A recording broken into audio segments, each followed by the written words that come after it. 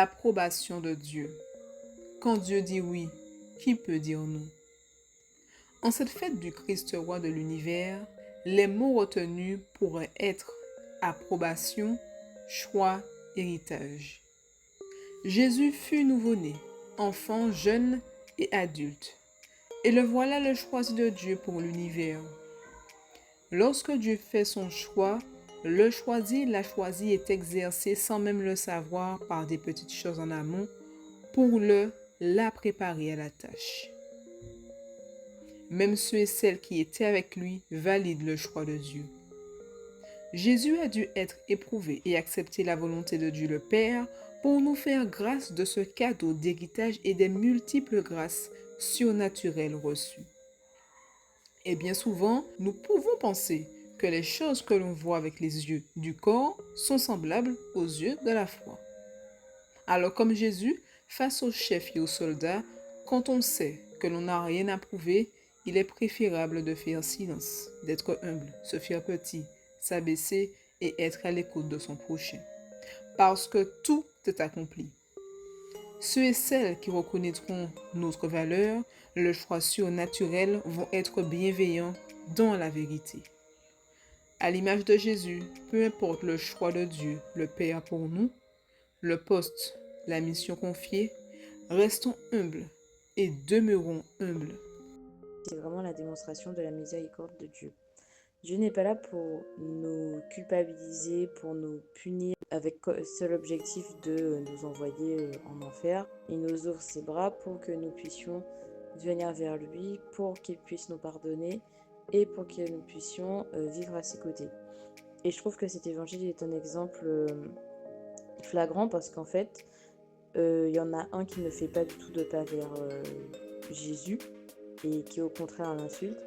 Et tu as l'autre qui n'a pas eu une vie de saint par ses actes, qui en est conscient, mais qui fait ce pas vers Jésus, qui le défend et qui lui montre du respect en fait et de la considération dans une situation où tout le monde l'accule. Jésus l'accueille à bras ouverts en fait et lui promet sa place aux côtés de lui, de Dieu et de tous les anges. L'Évangile nous invite à croire en la miséricorde de Dieu et à être honnêtes avec nous-mêmes. Le bon larron reconnaît sa faute et cette humilité lui ouvre aussitôt les portes de la miséricorde divine. Jésus, par sa mort sur la croix, nous révèle que son règne n'est pas fondé sur la domination, mais sur l'amour offert jusqu'au bout. Par sa résurrection, il manifeste que le véritable pouvoir vient du don total de soi. Il a donné sa vie et en retour, Dieu l'a glorifié. Demandons au Seigneur la grâce de vivre dans l'espérance, de croire qu'il agit aujourd'hui dans nos vies, dans nos luttes, nos faiblesses et nos souffrances.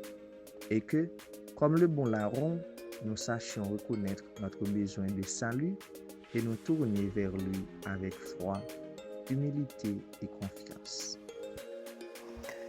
Alors, en ce dimanche, nous célébrons dans la joie et nous célébrons le roi de gloire en cette fin d'année liturgique.